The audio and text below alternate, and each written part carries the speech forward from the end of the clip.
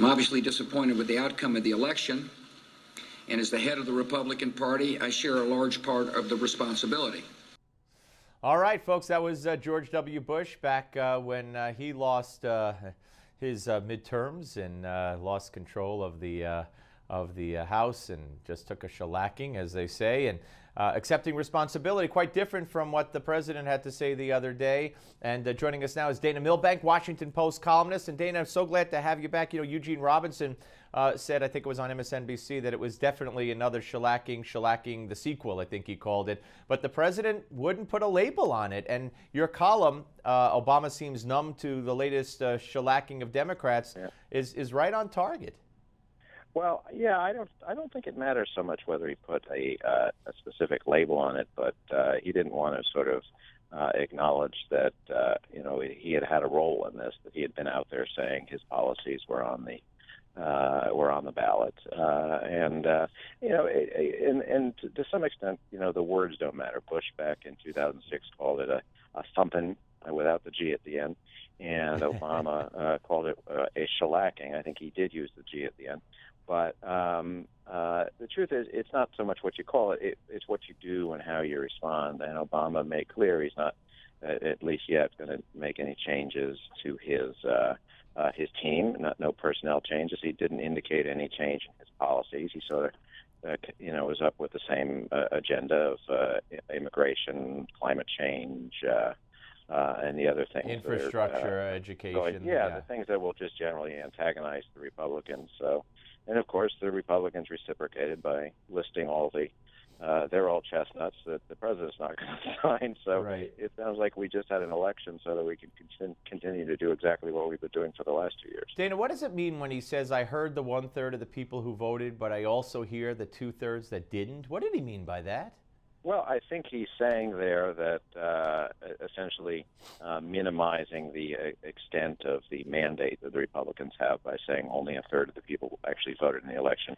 Of course, even in the best of times, you're lucky to get 2/3 of the people voting, even in a presidential election.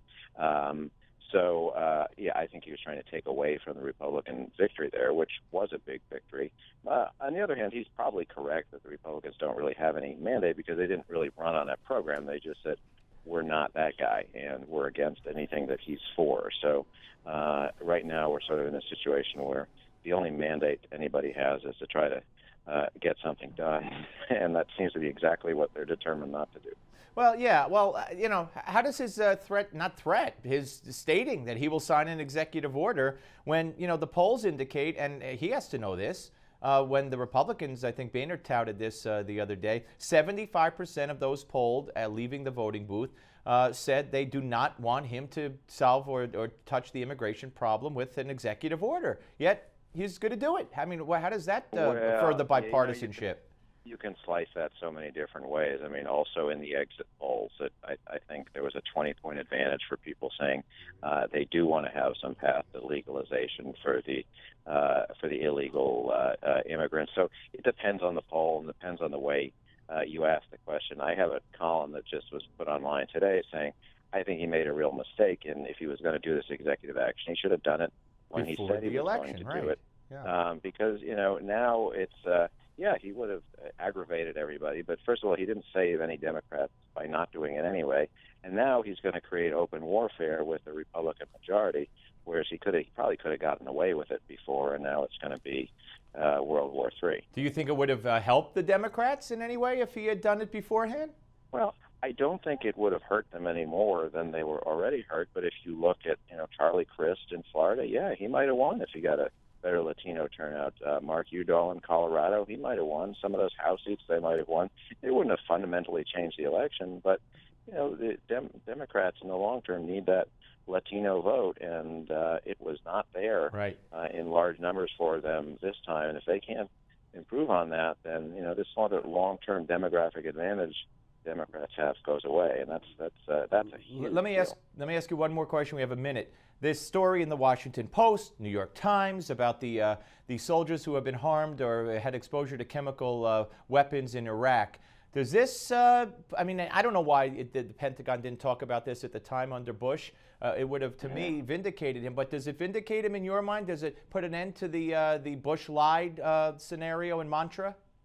About the weapons of mass destruction?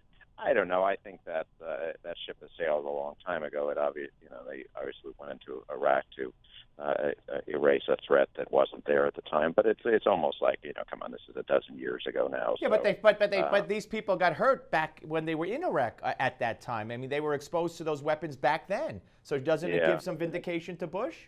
I suppose somebody could say that. I don't suspect anybody's going to be relitigating the Iraq War, and I think that opinions on that are pretty hard and fast at this point. So Dana, great to talk to you, sir, and I look forward to you coming back. Thank you. My pleasure. Take care. RNC Communications Director Sean Spicer is next.